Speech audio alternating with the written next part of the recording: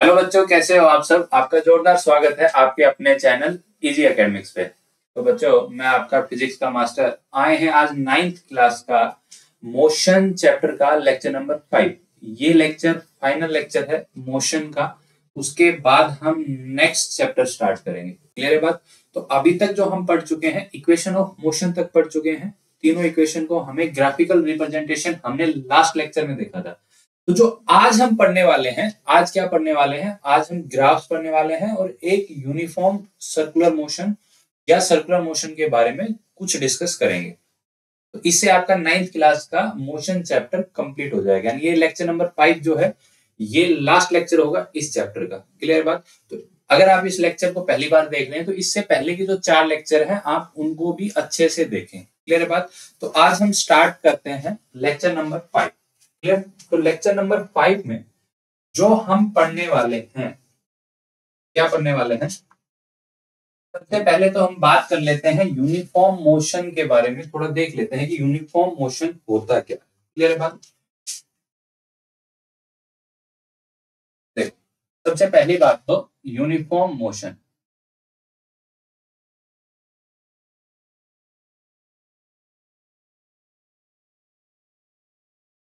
सबसे पहले जो हम डिस्कस करेंगे आज, यूनिफॉर्म मोशन होता क्या।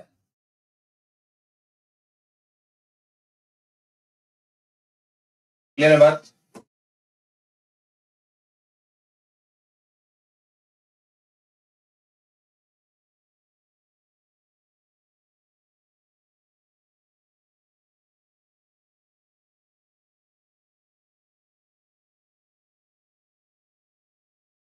ठीक है, सबसे पहले हम डिस्कस करेंगे यूनिफॉर्म मोशन होता क्या है। देखो, मान लीजिए यूनिफॉर्म मोशन को हम बोल सकते हैं कि कोई भी बॉडी जब इक्वल इंटरवल ऑफ टाइम में इक्वल डिस्टेंस ट्रेवल करती है तो उसको हम बोलते हैं यूनिफॉर्म मोशन। क्लियर। तो हम लिख सकते हैं सिंपली क्या, when body travel equal distance in equal interval of time, उसको बोला जाएगा यूनिफॉर्म मोशन। तो we can write when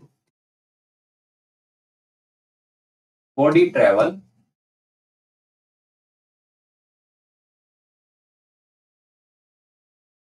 equal distance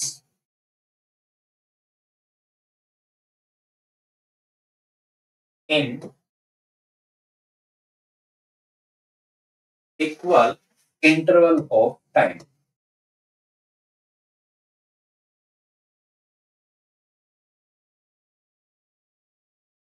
तो उसको क्या बोला जाएगा, uniform motion.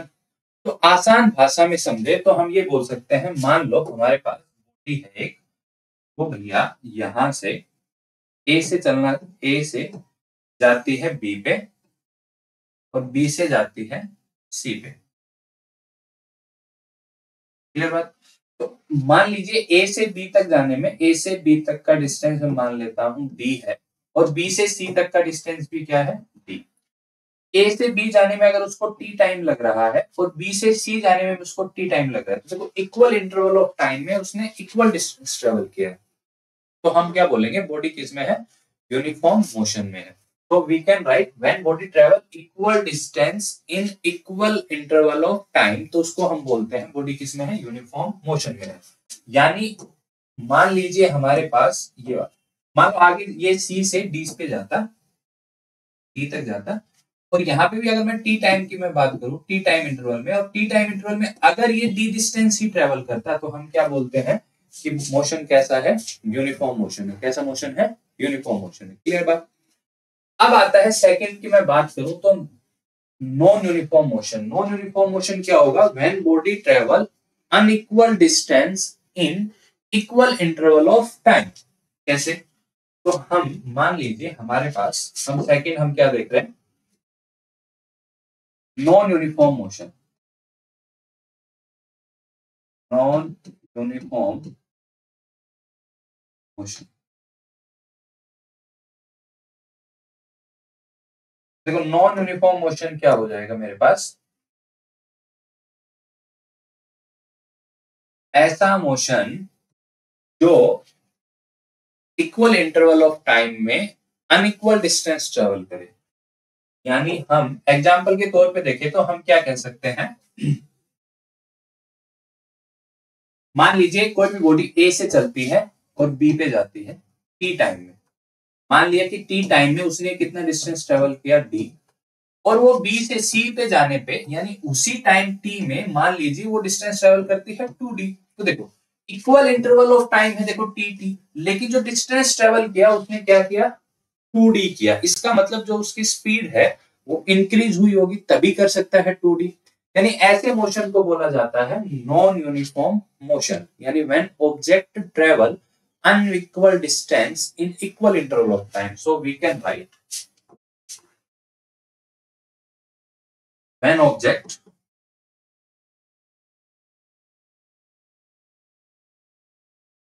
travel unequal distance in equal interval of time,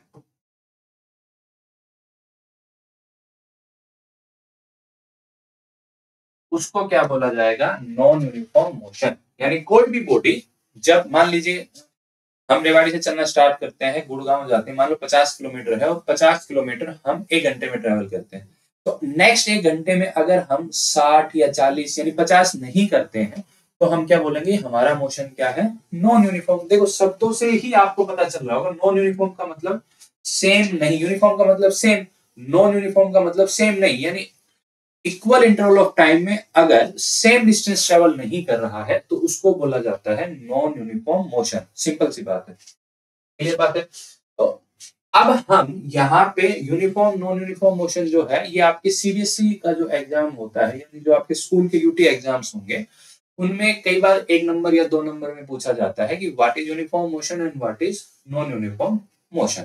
clear बात। Uniform motion and non uniform motion उम्मीद करता हूं आप लोगों को समझ में आ गया होगा। आज का जो मेन है हमारा, वो हम जो डिस्कस करने वाले हैं वो करने वाले हैं सर्कुलर मोशन। क्या पढ़ने वाले हैं सर्कुलर मोशन।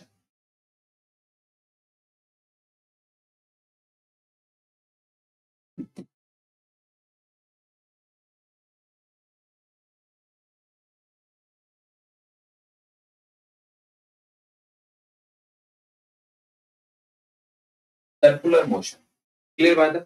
सर्कुलर मोशन यानी कोई भी बॉडी जब सर्कल में ट्रेवल करती है तो उसको हम बोलते हैं circular.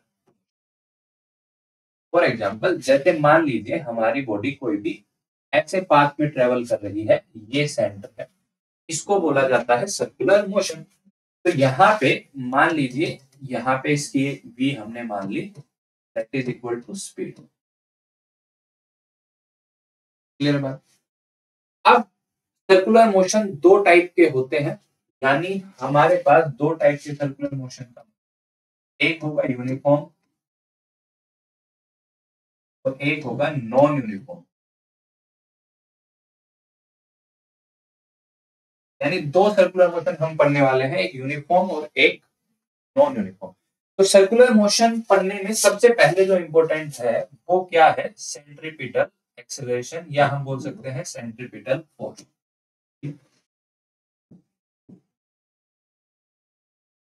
Centripetal force, centripetal force का जो मैग्नीट्यूड होता है वो होता है mv²/r।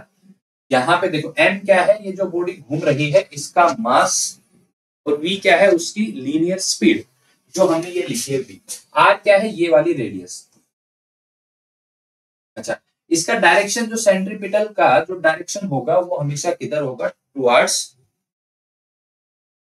सेंटर, किधर होगा टुवर्ड्स सेंटर। क्लियर बात। उम्मीद करता हूं इतनी बात आप लोगों को समझ में आ गई होगी।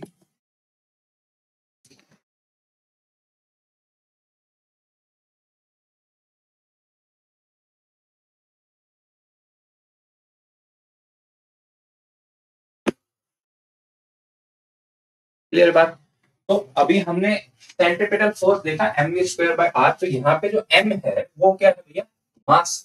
यानी जो कोई बॉडी जो ट्रेवल कर रही है, ये सर्कुलर मोशन जो ट्रेवल कर रही है उसका मास। m क्या है मेरे पास मास। जो मेरे पास r है, r क्या है radius of circular path.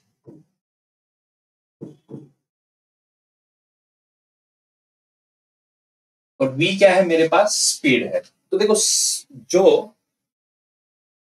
Circular motion के लिए जो मस्ट है वो क्या है, सेंट्रीपिटल फोर्स। तो सेंट्रीपिटल फोर्स क्या होगा, force required for a circular motion it acting toward centre, उसको बोला जाता है सेंट्रीपिटल फोर्स।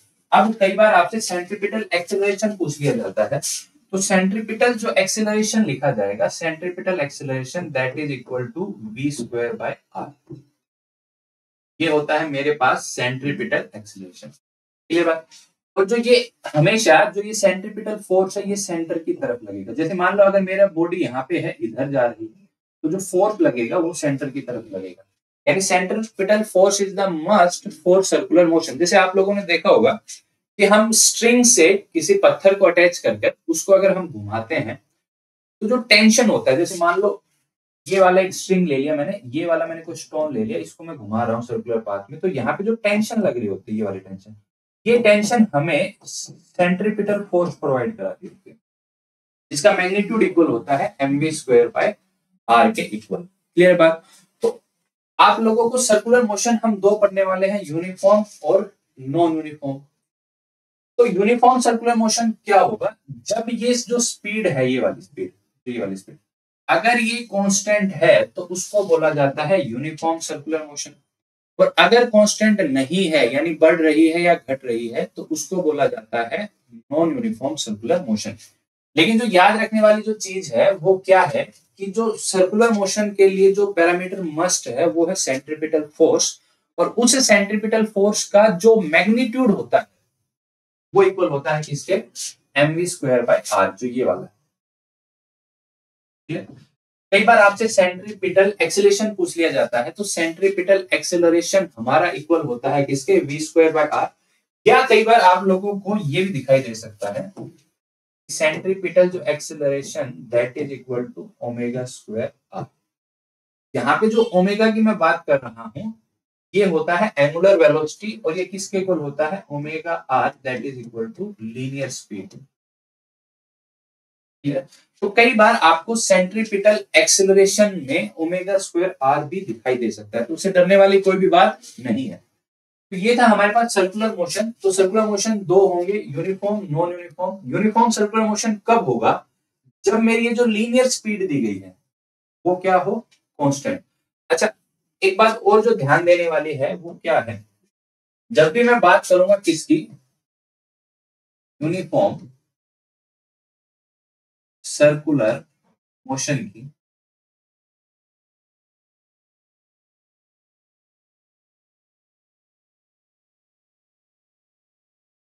देखो यूनिफॉर्म सर्कुलर मोशन की मैं जब भी बात करूंगा तो जो मेरी स्पीड होगी वो मेरी स्पीड कांस्टेंट होगी।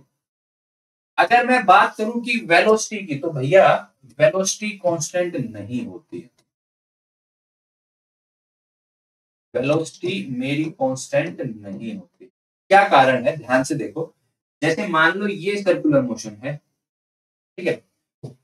अब जो मेरे पास जो वेलोसिटी होती है, वेलोसिटी के पास दोनों चीज होती है, वेलोसिटी वेक्टर क्वांटिटी होती है, क्या मैग्नीट्यूड भी होता है प्लस क्या होता है, डायरेक्शन। दो चीजें होती हैं, एक होता है मैग्नीट्यूड, एक होता है डायरेक्शन। स्पीड कांस्टेंट होती है, या मैं बोल सकता हूं कि जो वेलोसिटी का मैग्नीट्यूड है वो भी क्या रहता है, कांस्टेंट रहता है, बट डायरेक्शन चेंज हो रही होती है। देखो यहाँ पे अगर मैं यहाँ पे मैं बात करूंगा तो ये डायरेक्शन है, यहाँ पे मैं बात करूंगा ये डायरेक्शन है। तो यूनिफॉर्म सर्कुलर मोशन में स्पीड कांस्टेंट होती है, या मैं बोल सकता हूं वेलोसिटी का मैग्नीट्यूड कांस्टेंट है बट वेलोसिटी कांस्टेंट नहीं है। ये ध्यान देने वाली बात है, क्लियर। और जो यूनिफॉर्म सर्कुलर मोशन में जो एक्सेलरेशन लग रहा होता है मेरा, वो सेंटर की तरफ लग रहा होता है, जिसको सेंट्रीपिटल एक्सेलरेशन बोला जाता है। क्लियर बात। वहीं पे अगर मैं बात करूं non uniform circular motion,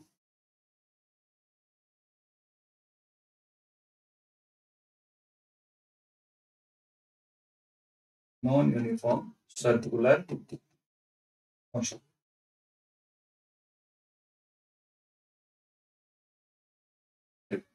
non uniform circular motion में क्या होगा, जो मेरी स्पीड है वो कांस्टेंट नहीं, यानी स्पीड या तो बढ़ रही होगी या घट रही होगी। दूसरी मैं बात करूं, जब स्पीड ही कांस्टेंट नहीं है तो जो वेलोसिटी की बात की जाएगी तो वेलोसिटी भी मेरी कांस्टेंट नहीं। क्लियर बात? यानी अगर हम एक्सेलरेशन की बात करें तो देखो, मान लीजिए ये सर्कुलर मोशन जो है ये वाला, अब मैं बात कर रहा हूं, देखो सेंट्रीपिटल तो लगेगा ही लगेगा। सेंट्रीपिटल इस पॉइंट पे अगर मैं बात करूं, ये मेरी v है इस पॉइंट पे, तो सेंट्रीपिटल एक्सेलरेशन तो मेरा इधर लगेगा। क्लियर बात? अगर मेरी स्पीड इंक्रीज हो रही है, स्पीड क्या हो रही है, इंक्रीज हो रही है, तो इसका मतलब ये हुआ कि जो मेरा टेंजेंशियल एक एक्सेलरेशन, देखो स्पीड को ये वाला जो सेंट्रीपिटल है ये तो डायरेक्शन देने का काम करेगा, स्पीड को बढ़ाने घटाने वाला भी होगा, वो क्या होता है, उसको बोला जाता है टेंजेंशियल एक्सेलरेशन। अगर स्पीड बढ़ रही है तो यानी वो इसी की डायरेक्शन में लग रहा है। क्लियर बात? यानी अगर मेरी स्पीड बढ़ रही है तो मेरे पास देखो, एक तो हो गया सेंट्रीपिटल एक्सेलरेशन इधर, एक हो गया मेरा टेंजेंशियल एक्सेलरेशन इधर। क्लियर? तो यानी जो नेट एक्सेलरेशन आएगा वो इस डायरेक्शन में आएगा, ये नेट। क्लियर बात? उम्मीद करता हूं आप लोगों को ये बात समझ में आई होगी। क्लियर? नेक्स्ट मैं बात करूं कि अगर स्पीड घट रही होगी, तो देखो स्पीड घट रही होगी तो इसका मतलब है, जैसे मान लीजिए ये मेरे पास नॉन यूनिफॉर्म सर्कुलर मोशन में, ये जो मान लीजिए मेरे पास स्पीड ये है, सेंट्रीपिटल एक्सेलरेशन इधर लगा, और बोला गया है जो स्पीड है वो डिक्रीजिंग है। तो स्पीड डिक्रीजिंग का मतलब है कि जो मेरा टेंजेंशियल एक्सेलरेशन है वो इसके इसके अपोजिट डायरेक्शन में लग रहा है। तो देखो इधर हो गया मेरे पास क्या, सेंट्रीपिटल एक्सेलरेशन, इधर हो गया मेरे पास टेंजेंशियल एक्सेलरेशन, तो जो नेट एक्सेलरेशन आएगा इस, क्लियर है बात? तो ये है हमारे पास यूनिफॉर्म और नॉन यूनिफॉर्म सर्कुलर मोशन, यानी इस चैप्टर का जो लास्ट इंपॉर्टेंट टॉपिक था वो हमने डिस्कस किया। अभी जो इसमें बचते हैं वो ग्राफ बचते हैं। एक बार आप लोग ग्राफ को अच्छे से देख लीजिए। सबसे पहले बात करें हम, वैसे तो हमने पहले भी लेक्चर में डिस्कस किए होंगे ग्राफ, तो तीन चार ग्राफ्स हम डिस्कस करने वाले हैं। कौन कौन कौन से?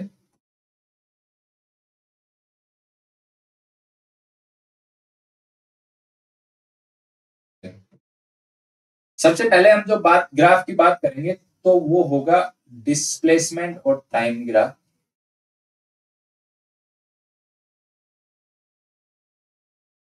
सबसे पहले जो बात करते हैं हम करते हैं displacement.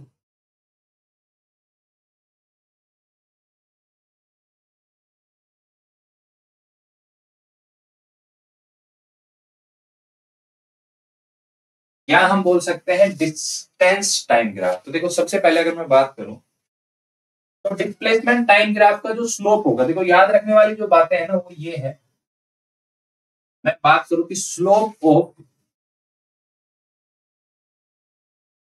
Displacement and time graph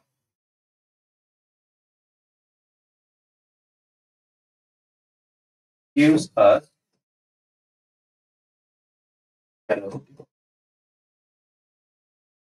यानी हम आसान भाषा में समझे तो मान लीजिए ये मेरे पास डिस्प्लेसमेंट है, ये टाइम ग्राफ है, तो इसका अगर मैं स्लोप की मैं बात करूं, ये बात, जैसे मान लो ये ग्राफ हमें गिवन है, तो ये जो स्लोप है थीटा, तो जो ये टेन थीटा है ये हमें क्या देता है, वेलोसिटी। क्या देगा, वेलोसिटी। ये बात, ये याद रखने वाली बात है कि डिस्प्लेसमेंट टाइम ग्राफ का जो स्लोप है वो हमें क्या देगा, वेलोसिटी। अब अगर आप ध्यान से देखो तो इस ग्राफ में जो स्लोप है वो कांस्टेंट है, तो हम क्या बोल सकते हैं कि इसकी जो वेलोसिटी है वो क्या रहेगी, कांस्टेंट रहेगी। क्या रहेगी, कांस्टेंट। एक बार फिर से देख लेते हैं। मान लीजिए हमारे पास ग्राफ दिया गया है टाइम और डिस्प्लेसमेंट का। अगर मान लो ऐसा ग्राफ दिया गया है, ये वाला एंगल थीटा, तो हमें पता है इसका स्लोप जो tan थीटा है वो हमें क्या देता है, वेलोसिटी। अब अगर मान लीजिए हमें ग्राफ ऐसा दे दिया जाए, ये डिस्प्लेसमेंट है, ये टाइम है, ये वाला ग्राफ दे दिया, तो यहाँ पे देखो स्लोप क्या हो जाएगा, यहाँ पे स्लोप मेरे पास हो जाएगा 0। तो इसका मतलब क्या चीज 0 हो जाएगी, वेलोसिटी क्या हो जाएगी, 0। अगर हमें ऐसा ग्राफ दे दिया जाए कि भाई ये वाला डिस्प्लेसमेंट है, ये वाला टाइम एक्सिस है, तो ग्राफ हमें ऐसा दे दिया जाए, तो ध्यान देने वाली जो बात है वो क्या है कि देखो स्लोप, यानी स्लोप का मतलब टेंजेंट। तो देखो यहाँ पे अगर मैंने एक टेंजेंट ड्रॉ किया, यहाँ पे मैंने एक टेंजेंट ड्रॉ किया, यहाँ पे एक टेंजेंट मैंने ड्रॉ किया, तो जो ये वाला एंगल है, देखो यहाँ पे जो ये वाला एंगल बनेगा थीटा, यहाँ पे जो ये एंगल बनेगा थीटा 1, तो यहाँ पे जो एंगल बनेगा थीटा 2, तो मैं ध्यान से देखूंगा तो जो स्लोप है वो मेरा डिक्रीजिंग है, यानी मैं यहां से लिख सकता हूं जो मेरा स्लोप है यहाँ पे वो डिक्रीजिंग है। तो स्लोप डिक्रीजिंग का मतलब क्या हुआ, स्लोप देखो डिस्प्लेसमेंट टाइम ग्राफ का स्लोप हमें क्या देता है, वेलोसिटी। अब स्लोप कम हो रहा है, इसका मतलब वेलोसिटी क्या हो रही है, कम, यानी हम बोल सकते हैं इसकी जो वेलोसिटी है वो भी क्या हो रही है भैया, डिक्रीज हो रही है। क्या हो रही है, डिक्रीज। अच्छा वेलोसिटी घटने का मतलब क्या है भैया, एक्सेलेरेशन है या रिटार्डेशन है, तो इसका मतलब है रिटार्डेशन। देखो आपको जो ग्राफ है ना, ग्राफ रीड करने आने चाहिए कि ग्राफ को कैसे रीड करते हैं, क्लियर बात। अब जैसे मान लीजिए हमें ग्राफ दे दिया जाए, डिस्प्लेसमेंट और टाइम का ही ग्राफ दे दिया जाए, मान लीजिए ये डिस्प्लेसमेंट है, ये वाला क्या है, टाइम, ऐसा ग्राफ दे दिया जाए। तो अगर मैं इसकी स्लोप की मैं बात करूं, देखो ये डिस्प्लेसमेंट टाइम हमें ग्राफ क्यों है, इसके अगर मैं स्लोप की मैं बात करूं, तो देखो यहाँ पे अगर स्लोप आप देखोगे तो ये वाला होगा, यहाँ पे ये वाला होगा, तो आप देखोगे ना स्लोप इंक्रीजिंग है, तो यहाँ पे जो स्लोप है वो मेरा इंक्रीजिंग है। स्लोप इंक्रीजिंग का मतलब क्या चीज इंक्रीजिंग है, वेलोसिटी भी क्या है भैया, इंक्रीजिंग है। अब वेलोसिटी इंक्रीजिंग का मतलब क्या है मेरे पास यहाँ पे, एक्सेलरेशन क्या है भैया। देखो आपको ऐसे ग्राफ रीड करने आने चाहिए, अगर आप ग्राफ को ऐसे रीड कर लोगे तो आपको जो सारी प्रॉब्लम्स है वो आप लोगों की सॉल्व हो जाएगी, क्लियर बात। अब यहाँ पे हमने डिस्प्लेसमेंट टाइम ग्राफ पढ़ा, यहाँ पे हम पढ़ते हैं distance time graph. Distance time graph बड़ा सिंपल है,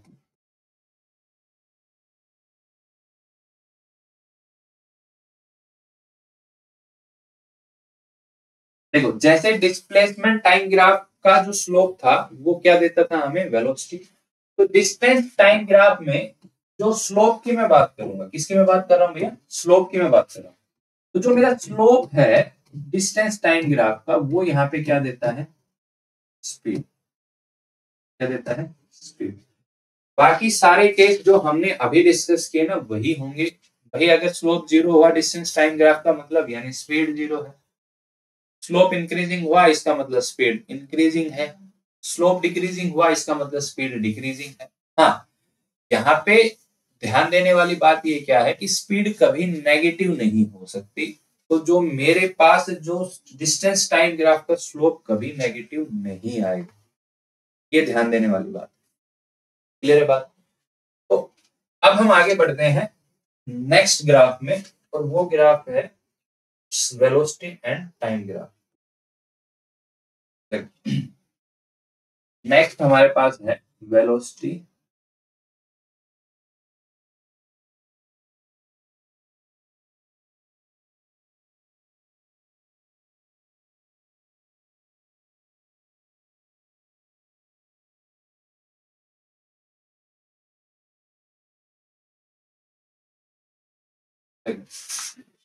अब वेलोसिटी टाइम ग्राफ में दो चीजें हैं ध्यान देने वाली, वो आप लोग एक बार देख लीजिए। वेलोसिटी टाइम ग्राफ डिस्कस करते हैं, ध्यान देने वाली चीजें हैं वो क्या है वो एक बार देख लीजिए आप। देखो एक तो मेरे पास देखो वीटी ग्राफ जो बोलते हैं इसको, वेलोसिटी टाइम ग्राफ का दो चीजें हम डिस्कस करेंगे यहाँ पे, एक तो होगा इसका स्लोप और एक इसका होगा area under the curve.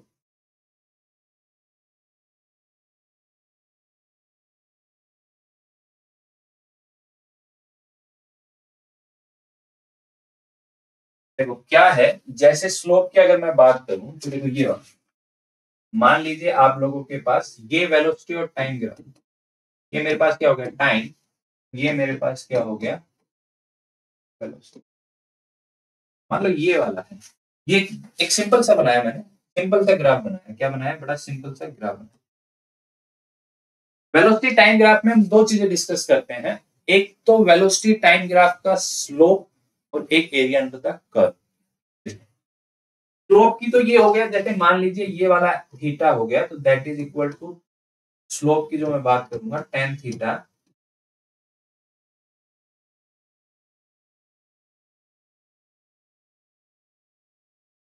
Ten theta. तो टेन थीटा तो मेरे पास क्या देगा मुझे? स्लोप। और स्लोप क्या देगा मुझे? एक्सीलरेशन। यानी वेलोसिटी टाइम ग्राफ का जो स्लोप होगा वो हमें एक्सीलरेशन देगा। दूसरा क्या है? एरिया अंडर द कर्व की मैं बात करूं, जैसे फॉर एग्जांपल यहां से लेकर और इस ये वाला एरिया अंडर द कर्व की मैं बात, ये हमने ग्राफिकल रिप्रेजेंटेशन किया तब भी किया था। तो ये वाला जो एरिया की मैं बात करूं, ये वाला, ये जो एरिया हमें जो देगा वो क्या देगा? डिस्प्लेसमेंट।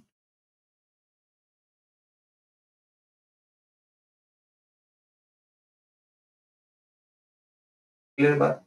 क्या देगा हमें? डिस्प्लेसमेंट। यानी वेलोसिटी टाइम ग्राफ का स्लोप हमें देता है एक्सेलरेशन और एरिया अंडर द कर्व हमें देता है डिस्प्लेसमेंट। ये दो चीजें आप लोगों को ध्यान देनी है।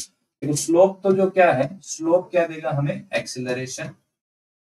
और एरिया अंडर द कर्व क्या देगा यहाँ पे? डिस्प्लेसमेंट। ये दो चीजें ध्यान देनी है आप लोगों को। अगर ये दो चीजें आपको पकड़ में आ गई ना तो फिर कोई चक्कर है नहीं। अच्छा, वहीं पे अगर मान लो स्पीड टाइम ग्राफ होगा तो जो एरिया अंडर द कर्व हमें क्या देगा? डिस्टेंस दे देगा। क्या दे देगा हमें? डिस्टेंस दे देगा। क्लियर है बात? इतनी बात आप लोगों को समझ में आ गई होगी। अब हम देखते हैं डिफरेंट डिफरेंट ग्राफ, देखते हैं कि ग्राफ कैसे पूछे जा सकते हैं। जैसे फॉर एग्जांपल सबसे पहले तो ये सबसे सिंपल वाला ग्राफ ही देखते हैं। ये वेलोसिटी और टाइम का ऐसे मान लो दे दिया जाए, तो देखो यहाँ पे स्लोप जो है ये वाला थीटा, तो जो टेन थीटा जो है ये क्या है? कांस्टेंट है। कांस्टेंट का मतलब स्लोप कांस्टेंट है, इसका मतलब एक्सीलरेशन भी क्या है मेरे पास? कांस्टेंट। एक्सीलरेशन कांस्टेंट का मतलब क्या हुआ कि वेलोसिटी जो मेरी है वो क्या होगी? इंक्रीज होगी कांस्टेंट रेट से। देखो एक्सीलरेशन जीरो का मतलब वेलोसिटी जीरो नहीं है। ग्राफ से भी देख रहे हो ना आप, टी इक्वल टू जीरो पे वेलोसिटी जीरो थी, फिर जैसे जैसे टाइम बढ़ता जा रहा है वेलोसिटी की वैल्यू बढ़ती जा रही है। क्लियर बात? तो एरिया अंडर द कर्व निकालना होगा तो ये सिंपल, इसका जो एरिया देगा वो हमें क्या देगा? डिस्प्लेसमेंट देगा। क्या देगा? डिस्प्लेसमेंट देगा। सेकंड ग्राफ हम डिस्कस करते हैं। जैसे मान लो हमें ऐसा ग्राफ दे दिया जाए, ये है टाइम और ये है ये वाला ग्राफ दे दिया। तो देखो सिंपल सा फंडा है यहाँ पे, स्लोप क्या है मेरे पास? स्लोप क्या है? जीरो। इसका मतलब एक्सेलरेशन क्या हो जाएगा? जीरो। इसका मतलब वेलोसिटी क्या हो जाएगी मेरी? कांस्टेंट। ये बेसिक बेसिक सी बात है। एक्सेलरेशन जीरो मतलब वेलोसिटी कांस्टेंट, और ग्राफ से भी नजर आ रहा है भाई। जीरो पे टाइम पे वेलोसिटी वही थी और टी टाइम के बाद भी अगर तुम देखोगे तो वेलोसिटी तो वही है। तो एक्सेलरेशन क्या हो गया? जीरो। यानी वेलोसिटी टाइम ग्राफ का स्लोप जीरो का मतलब क्या हुआ कि एक्सेलरेशन क्या होगा? जीरो। अब यहीं पे अगर आपको डिस्प्लेसमेंट निकालना दे दिया जाए, भैया डिस्प्लेसमेंट निकालो यहां से टी टाइम तक, टी वन टाइम ले, तो ये वाला जो एरिया है ना, ये वाला जो ग्रीन में कर रहा हूं, तो ये वाला जो एरिया यानी area under the curve of velocity time graph, तो ये हमें देता है यहाँ पे डिस्प्लेसमेंट। इस एरिया निकाल लेंगे, एरिया हमें क्या दे देगा?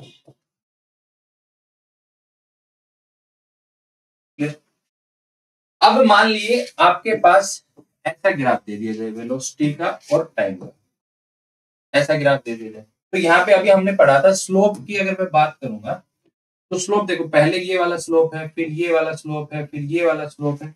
ऐसे जो स्लोप है वो डिक्रीजिंग है, तो स्लोप डिक्रीजिंग का मतलब एक्सेलरेशन डिक्रीजिंग है। एक्सेलरेशन डिक्रीजिंग का मतलब क्या हुआ कि वेलोसिटी का चेंज होने की रेट कम हो रही है, बट वेलोसिटी चेंज अभी भी हो रही है। मैं कह रहा हूं कि वेलोसिटी चेंज होने की रेट कम हुई है। रेट कम होने का मतलब पहले वो एक सेकंड में डबल हो रही थी, अब वो एक सेकंड में डबल नहीं हो रही। यानी एक्सेलेरेशन डिक्रीजिंग का मतलब है वेलोसिटी चेंज होने की रेट में डिक्रीजिंग, यानी वेलोसिटी का नहीं है, जीरो नहीं होगी वेलोसिटी, वेलोसिटी डिक्रीज हो रही है, वेलोसिटी की चेंज होने की जो रेट है वो डिक्रीजिंग है। क्लियर बात? अगर ग्राफ ऐसा होता,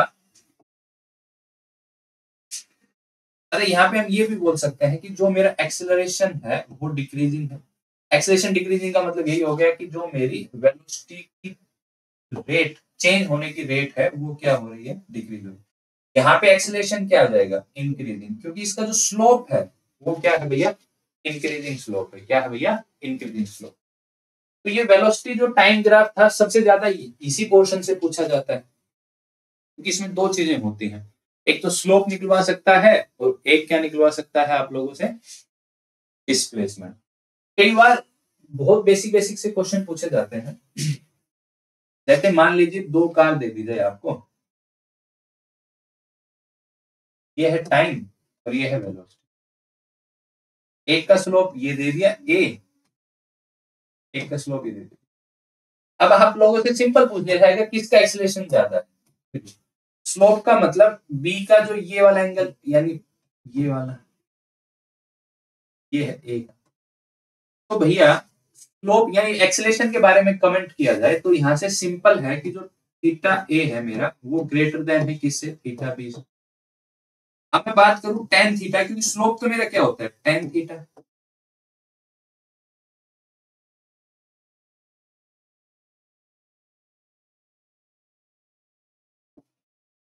ये ग्रेटर देन है किससे, tan theta B.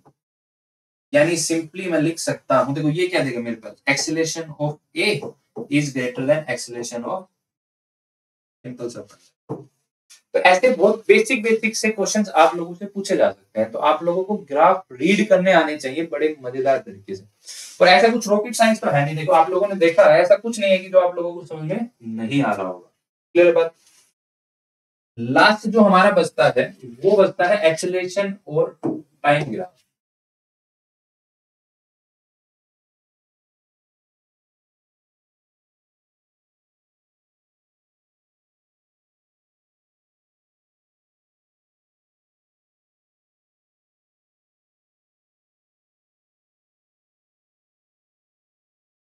Time graph में जो इंपॉर्टेंट होता है वो एरिया अंडर द कर्व ही होता है। स्लोप की हम बात करें तो वो जर्क होता है, जो हमारे काम का नहीं है। यानी slope of acceleration and time graph give us jerk, जो हमारे सिलेबस में भी नहीं है। यानी जो हमारे पास काम का जो फंडा है यहाँ पे वो है इसका एरिया अंडर द कर्व। और वेलोसिटी टाइम ग्राफ का जो एरिया अंडर द कर्व जो होगा, एरिया अंडर द कर्व, वो भैया हमें क्या देगा, चेंज इन वेलोसिटी। ये ध्यान रखना, वेलोसिटी नहीं देगा, चेंज इन वेलोसिटी।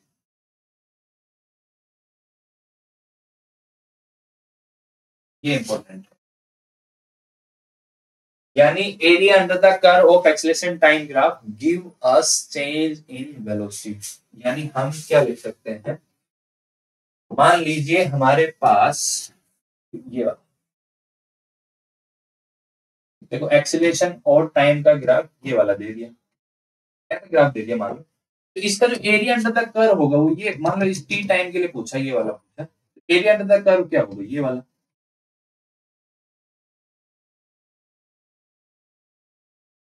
तो ये जो है एरिया आएगा ना, ये वाला जो एरिया है, यानी जो ये शेडेड रीजन है इसका जो एरिया आएगा वो हमें क्या देगा, change in velocity. Change in velocity का मतलब हम क्या लिख सकते हैं, v final minus v initial. ये आप लोगों को ध्यान रखना है। तेरे बाद फॉर एग्जांपल जैसे आप लोगों को एक्सीलरेशन और टाइम का ग्राफ ऐसा दे दिया जाए, तो ये एक्सीलरेशन है, ये टाइम है। आप लोगों को ग्राफ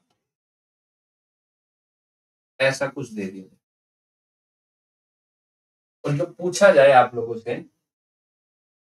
मान लीजिए ये t1, तो देखो यहाँ पे आपसे चेंज इन वेलोसिटी मान लो पूछ लिया जाए, चेंज इन वेलोसिटी क्या होगा, इनिशियल वेलोसिटी 0 दे दी जाए तो वो चेंज इन वेलोसिटी क्या हो जाएगा, फाइनल वेलोसिटी के इक्वल हो जाएगा। किसी केस में इनिशियल वेलोसिटी दे भी सकता है। तो जो ये वाला एरिया आएगा, देखो ये वाला एरिया पॉजिटिव एरिया कौन से होंगे, ये वाला पॉजिटिव होगा, ये वाला एरिया भी क्या होगा, पॉजिटिव। जो इस एक्सिस के नीचे वाला जो एरिया होगा, मैं बात करूं ये वाले एरिया की, ये वाला एरिया क्या होगा, नेगेटिव। यानी इन दोनों के जो सम आएगा एरिया का, उसमें से मेरे को इसको घटाना है। क्लियर? अब जो आएगा वो मेरा क्या आ जाएगा, चेंज इन वेलोसिटी, यानी velocity final minus velocity initial. अब इनिशियल जीरो होगी तो जीरो पुट कर लेंगे, अगर इनिशियल वेलोसिटी हमें कुछ गिवन होगी तो वहां पे हम गिवन है वो वैल्यू पुट कर लेंगे। लेकिन ये बात समझ में आनी चाहिए कि एक्सेलरेशन टाइम ग्राफ का एरिया अंडर द कर्व जो हमें देता है वो देता है चेंज इन वेलोसिटी। अब अगर मान लो इस एक्सिस से ऊपर ऊपर ग्राफ है तो एरिया पॉजिटिव होगा, नीचे भी ग्राफ जा रहा है तो एरिया नेगेटिव भी होगा। तो इसमें से पॉजिटिव एरिया में से नेगेटिव को हम घटा लेंगे। अच्छा, मान लो इन घटाने के बाद टोटल जो एरिया है वो नेगेटिव आ गया, तो इसका मतलब क्या है, चेंज इन वेलोसिटी मेरे पास नेगेटिव आ जाएगा। क्लियर है बात? अरे यस और नो? तो ये जो सिंपल जो हमने आज पढ़ा, देखो अब तक हमने 5 लेक्चर कर लिए हैं मोशन के, पांचों लेक्चर में हमने पूरा डिटेल से मोशन चैप्टर को पढ़ा है। किसी भी लेक्चर को हमने बड़ा लेंथी नहीं रखा है जिससे आप लोगों का ज्यादा टाइम वेस्ट हो या आप बोर फील करें। हर लेक्चर 30-35 मिनट का है, आपको ज्यादा टाइम नहीं लगेगा। यानी 5 लेक्चर हैं तो करीब करीब 2 से 2.5 घंटे में आप मोशन चैप्टर को बड़े अच्छे से कर सकते हैं। क्लियर है बात? तो आज का लेक्चर यहीं पे समाप्त होता है। आप लोगों ने इतना कीमती समय दिया, उसके लिए आप लोगों का बहुत बहुत धन्यवाद। क्लियर है बात? तो नेक्स्ट लेक्चर में हम मिलेंगे जिसमें हम Newton's laws of motion start करेंगे, या फिर हम जो मोशन चैप्टर पढ़ा है इसके एक 1 शॉर्ट वीडियो भी लेके आएंगे कि आप लोगों को अगर फास्ट, जैसे मान लो कल यूनिट टेस्ट है, अब ऐसा नहीं आप 2.5 घंटे से फिजिक्स पढ़ने वाले हैं क्योंकि पूरी साइंस पढ़नी है ना आप लोगों को, तो 1 शॉर्ट वीडियो से भी आप लोगों का काम चल जाए। क्लियर है? तो आप लोगों ने अपना कीमती समय दिया उसके लिए धन्यवाद। हमारे चैनल को सब्सक्राइब करें और लाइक करें और जितना हो सके उतना शेयर करें। Thank you.